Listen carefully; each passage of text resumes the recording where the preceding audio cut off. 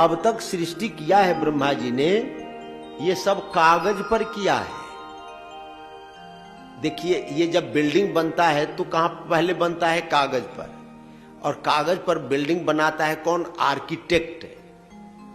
Architect बनाता है ना, कागज पर बिल्डिंग बनाया और वो फिर नक्शा दिया ठेकेदार को, तो ठेकेदार साहब फिर धरातल पर उसको उतारते हैं। ऐसा ही होता है ना। तो ब्रह्मा जी ने सब मानसिक सृष्टि किया, तो सृष्टि का विकास नहीं हुआ। तो ब्रह्मा जी चिंतित हुए तो उनके शरीर से दोनों भाग से, दक्षिण और उत्तर भाग से, एक स्त्री पुरुष का जोड़ा उत्पन्न हुआ। दक्षिण भाग से उत्पन्न हुए, उनका नाम हुआ मनु, और जो उत्तर भाग से उत्पन्न हुई वामांग से, वो शत्रुपा। और यहीं से मैथुनी सृष्टि प्रारंभ हुई। तो मनु शत्रुपा की उत्पत्ति हुई। मनु शत्रुपा ने प्रार्थना किया कि क्या आज्ञा है? ब्रह्मा जी ने कहा कि बेटा अब तुम लोग पति पत्नी हो गए, अब सृष्टि करो। तो मनु जी ने कहा कि पिताजी पृथ्वी तो है नहीं, बाल बच्चे पैदा होंगे, संतति उत्पन्न होगी, उनके रहने के लिए जगह चाहिए। तो ब्रह्मा जी को चिंता सताने लगी। तो उनके नासिका से एक बराह, सुअर का बच्चा उत्पन्न हुआ। बराह तो को निर्गाद अंगुष्ठ परिमाण का, अंगूठे के आकार का। और वो तो देखते देखते इतना विशाल बन गया, तो सभी जो ऋषि महर्षि थे उन्होंने सोचा कि ये तो भगवान है। जितम जितम ते जित यज्ञ भावन त्रयम तनुम स्वम परिधुन्वते नमः। तो सब लोगों ने स्तुति किया, पृथ्वी उद्धार के लिए प्रार्थना किया। तो भगवान दैत्यों ने पृथ्वी को रसातल में रख दिया था। वहां जल के अंदर प्रविष्ट हुए, पृथ्वी को उठा करके ले आए, पृथ्वी के जल के ऊपर रखा, उसमें शक्ति दिया। नहीं तो मिट्टी जल में डालिए तो नीचे डूब जाती है। हाँ, यह गजब का संसार है। मिट्टी जल में डालिए तो नीचे डूब जाती है, और जल के ऊपर ये पृथ्वी खड़ी है। ये पृथ्वी जल के ऊपर ही है। आधार शक्ति दिया भगवान ने। तो एक दैत्य और आ गया जिसका नाम था हिरणाक्ष, कश्यप का बेटा। वो लड़ने लगा किससे? बड़ा भगवान से। तो बड़ा भगवान ने उसका वध किया।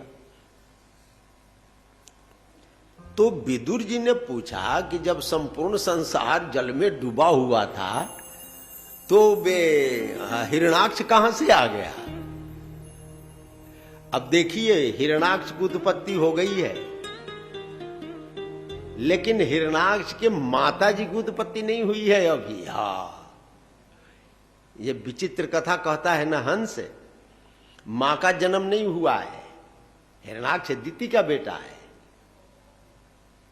कश्यप का पुत्र है, वो तो अभी है नहीं। मरीचि के, ब्रह्मा के पुत्र हुए मरीचि, मरीचि के पुत्र हुए कश्यप। अभी बाप भी पैदा नहीं हुए हैं, मां भी पैदा नहीं हुई, और बेटे की कथा चालू हो गई। वो दैत्य कौन था? तो एक दूसरी कथा सुनाए। एक बार कश्यप की पत्नी, मरीचि की बेटा कश्यप हुए। कश्यप की एक पत्नी थी जिसका नाम था दीति। तो दीति एक बार कश्यप जी के पास गई शाम के समय और कही कि मेरे साथ समागम कीजिए। कश्यप ने कहा कि नहीं, ऐसा घोर तमा बेला घोराणाम घोर दर्शना, ये संध्या बेला है। अभी समागम करने से जो पुत्र उत्पन्न होगा वो दुष्ट होगा, असुर स्वभाव का होगा, इसलिए अभी नहीं। कही कि नहीं नहीं, अभी है कि होई है सोई जो राम रुचि राखा। कहे कि चलो भाई समागम करते हैं। समागम किया और कहा कि देखो, तुमने मेरी बात नहीं मानी, इसलिए तुम्हारे गर्भ से 2 असुर पैदा होंगे, 2 राक्षस पैदा होंगे, असुर, जो देवता के विरोधी होंगे, धर्म के विरोधी होंगे, भगवान के विरोधी होंगे, वेद के विरोधी होंगे, संत के विरोधी होंगे। दीति ने कहा कि ऐसा न हो। कहे कि ऐसा ही होगा, लेकिन तुमको पश्चाताप हुआ है, इसलिए तुम्हारा जो पौत्र है अलंपटा शील धरो गुणा करो, वो महान भगवान का भक्त होगा। वही प्रहलाद जी हुए। तो दीति ने गर्भ धारण किया। प्राजापत्यम तो तत्तेज पर तेजो हनम दी दार वर्षाणी शतम, 100 वर्ष तक उस प्रजापति कश्यप के वीर्य को अपने अंदर धारण किए रखा। 100 वर्ष के बाद दीति के गर्भ से इतना तेज निकला कि जितने देवता थे, लोकपाल थे, मिनिस्टर थे, मंत्री थे, सबकी गति शक्ति क्षीण हो गई। सब लोग गए ब्रह्मा जी के पास में, क्या हो रहा है महाराज? कहे कि सब मैं जानता हूं, क्या हो रहा है? क्या हो रहा है? कहे कि दीति के गर्भ के तेज के कारण तुम लोगों की शक्ति क्षीण हो गई है। कहे कि हाँ। कहे कि एक बार मानसा में सुतायुष्मत पूर्वजा सनकादिक, एक बार मेरे पुत्र सनकादिक गए ब्रह्मलोक में, भगवान के यहां बैकुंठ में। तो भगवान के द्वारपाल थे, बेत्रेण चास्कल यथा मत दरहणास्तो, दरवाजे पर बेत से रास्ता रुक दिया। ठहरो ठहरो, कहां जा रहे हो? नंग धिरंग यहां आ गए, बिना पूछे घुसे जा रहे। और सनकादिकों को आ गया क्रोध। सनकादिक थे 5 वर्ष के बालक। हाँ, पापी शस्त्र इमे रिपोष्यत्र, भेद बुद्धि होती नहीं। तुम लोगों ने मेरे द्वार को रोक दिया, जाने को रोक दिया, इसलिए जाओ तुम लोग यहां से खिसक लो। असुर बन करके 3 बार तुमने मेरे मार्ग को रोका, इसलिए 3 बार बनो। कोई वार्तालाप हो रही है तो भगवान आए। भगवान ने कहा कि कोई बात नहीं महाराज, आपने इनको सापो मयी निमिता तदबई तब प्रहा। भगवान ने कहा कि तुम लोगों ने साप नहीं दिया है, हमने तुमको कहा है कि साप दो। तुम्हारे मन में हम घुस गए और कहे कि अब साप दो। पूरा पर बारिता द्वारी भी संति मयू पारते।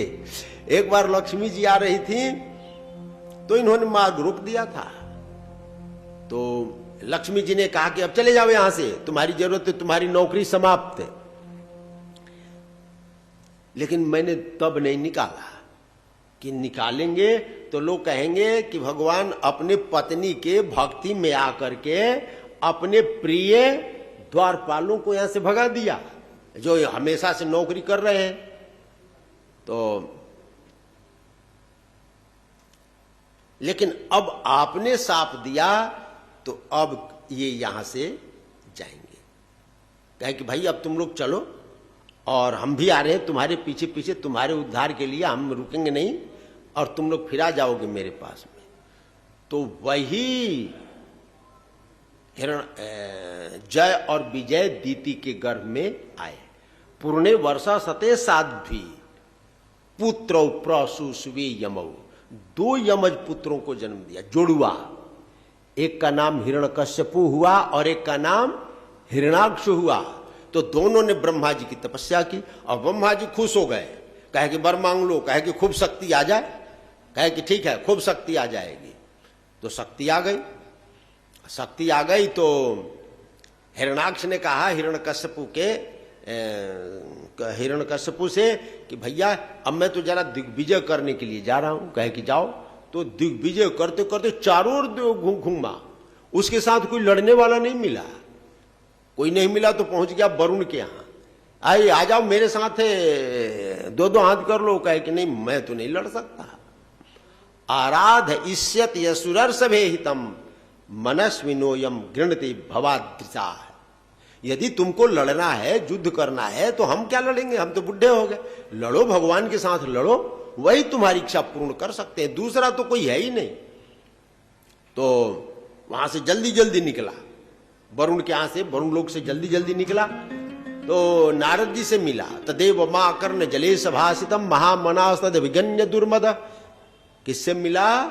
नारद जी से। और पूछा कि भाई हरि कहां रहते हैं, जानते हो? कहे कि हाँ जानते हैं, अभी सुअर का रूप बना करके गए हैं, तुम्हारे पृथ्वी को उठा करके ला रहे हैं। पहचान है, उनके दांत के ऊपर तुम्हारी पृथ्वी है, पहचान लेना, वही है हरि।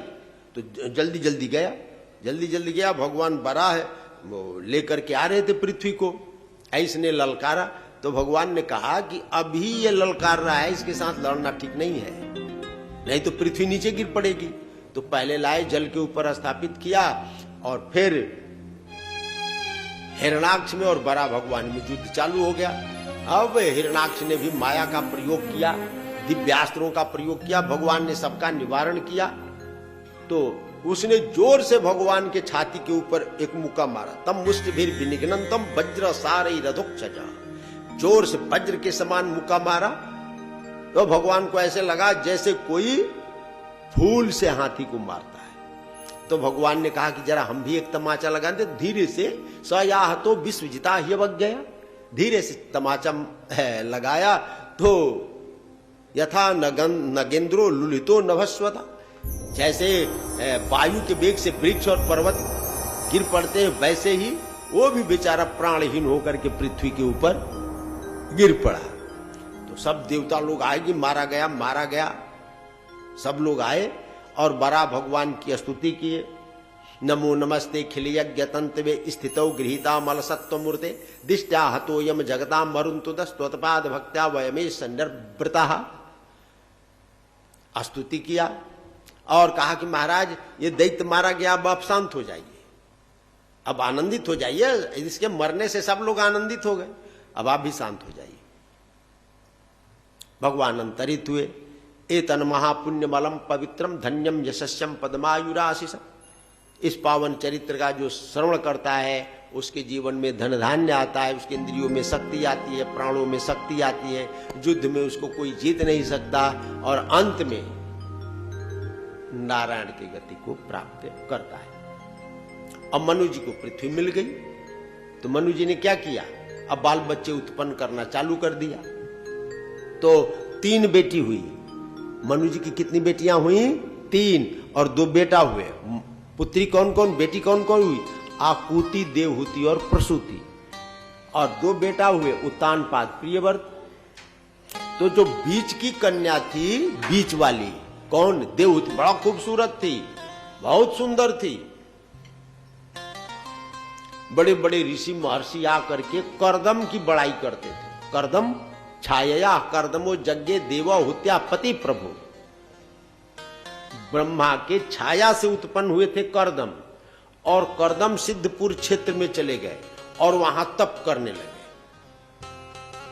तप करने लगे तो ऋषि लोग जाते थे उनके तप को देखने के लिए, और वो आकर के देवहूति से करदम के तप की बात करते थे, शील स्वभाव की बात करते थे। तो देवहूति ने अपने पिताजी से कहा कि पिताजी मेरी शादी करदम ऋषि के साथ कीजिए। करदम मनु ने कहा कि देखो अभी तुम्हारी बड़ी बहन जो है उसकी शादी नहीं हुई, पहले उसकी शादी करेंगे, उसके बाद तुम्हारी करेंगे। कही कि नहीं नहीं, उसकी शादी आप कब करें कब न करें उसे हमको मतलब नहीं, मेरा तो विवाह कीजिए। हाँ, कहे कैसे? कहे करदम ऋषि से। कहे कि ठीक है, करदम ऋषि के साथ विवाह करूंगा तुम्हारा। और करदम के तपस्या से भगवान प्रसन्न हो गए। करदम जी तपस्या किए तो भगवान प्रसन्न हुए, भगवान प्रकट हुए और कहे कि करदम बोल क्या चाहिए? कहे कि महाराज तथा चाहम परिवोढुकाम समान शीलम गृहमेद धेनुम उपेयवान मूलम शेष मूलम दुराशय काम दुघंघ्रिपश्य। महाराज मेरी शादी हो जाए, एक ऐसी सुंदर कन्या मिले, लड़की खूबसूरत भी हो, शील स्वभाव वाली भी हो, हमारे साथ प्रेम भाव से हमारे घर गृहस्थी को संभाले। कहे कि ठीक है, परसो धर्म को विदाह, परसों दिन मनु जी तुम्हारे पास अपने बेटी को लेकर के आएंगे, उनके साथ विवाह कर लेना, और मैं भी तुम्हारे घर पुत्र के रूप में जन्म लूंगा। अब भगवान अंतरित हो गए। अब समय पर मनु जी आए अपनी बेटी को लेकर के, और करदम जी के सामने प्रस्ताव रखा। क्यों महाराज? विवाहार्थम समुद्यतम, आप विवाह करना चाहते हैं, मैंने सुना है। कहे कि हाँ, विवाह करने के लिए तो मैं तैयार हूं। तो ये मेरी बेटी है, यदि पसंद आ जाए, वयशील गुणादि भी आपके अनुरूप है, चाहते तो इसके साथ विवाह कर ली। कहे कि जरूर करूंगा, लेकिन एक शर्त है। क्या शर्त है? कि एक बेटा जन्म ले लेगा तो मैं सन्यासी बन जाऊंगा। ये शर्त मंजूर हो तो मैं शादी के लिए तैयार हूं। तो मनु जी ने पूछा बेटी से कि क्यों बेटी, करदम जी के प्रस्ताव को स्वीकार करती हो? तो बोली नहीं, धियोपगृहणन अस्मित शोभितेन मुखेन चेतु लुलुभे देवहूत्या। बोली नहीं, मंद मंद मुस्कुराने लगे। तो मनु जी ने कहा कि हाँ है, मुस्कुरा रही है, इसका मतलब इसकी स्वीकृति हो गई। फिर खूब धूमधाम के साथ विवाह किया, लौट करके अपने यहां आ गए और देवहूति ने करदम जी की खूब सेवा की। तुष्टो हम अद्य तो मानवी मानदाया, मैं तुम्हारी सेवा से प्रसन्न हूं, क्या चाहती हो? एक बेटा। कहे कि हाँ एक बेटा चाहिए तुमको? कहे कि हाँ एक बेटा चाहिए। तो प्रियाया प्रिय मनविक्षण करदमो योग मास्थित विमानम कामगम छत्तस्तरे बाबी रुचि कर। वो तो पेड़ के नीचे रहते थे, तो पेड़ के नीचे भाई बेटा बेटी कैसे जन्म लेंगे? उसके लिए तो बिल्डिंग मकान चाहिए भाई, भोग भोगने के लिए मकान चाहिए ना। मकान तो था नहीं, पेड़ के नीचे करदम जी भजन करते थे, वहीं पर देवहूति जी रहती थी। जब देवहूति जी ने कहा कि एक बेटा चाहिए, तो अपने दिव्य बल से, योग बल से, तप बल से कामक विमान को उत्पन्न किया। उसमें सारी सामग्री विद्यमान थी। देवहूति जी का शरीर कमजोर हो गया था। जिस स्त्री को बहुत काल तक भोग नहीं मिलता है, वो असमय में ही वृद्धावस्था को प्राप्त हो जाती है। तो देवहूति जी को भोग नहीं मिला, तो वो भी वृद्धत्व को प्राप्त हो गई। तो करदम जी ने कहा कि सरोवर में जाओ। कहे कि वहां काहे के लिए जाए हैं?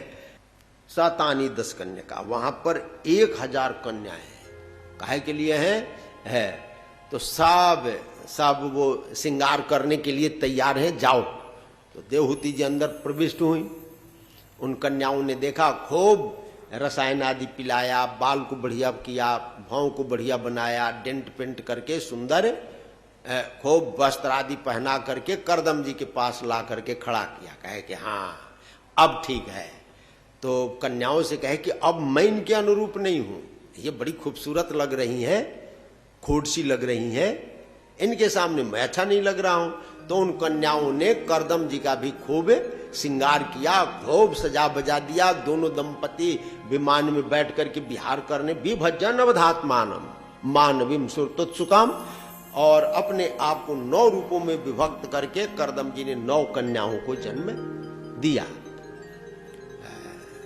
दस्याम बहुतिथि काले भगवान मधुसूदन। उसके बहुत दिनों के बाद स्वयं भगवान श्री हरि करदम की वीर्य के द्वारा देवहूति के गर्भ में प्रविष्ट हुए, और समय आने पर देवहूति जी ने एक पुत्र को जन्म दिया। सभी देवताओं ने आकर स्तुति की, अयम सिद्ध गणाधीश संख्याचारे सुसम्मत लोके कपिल इत्याख्यम गंताते कीर्तिवर्धन। उनका नाम हुआ कपिल। बोलिए कपिल देव भगवान की जय।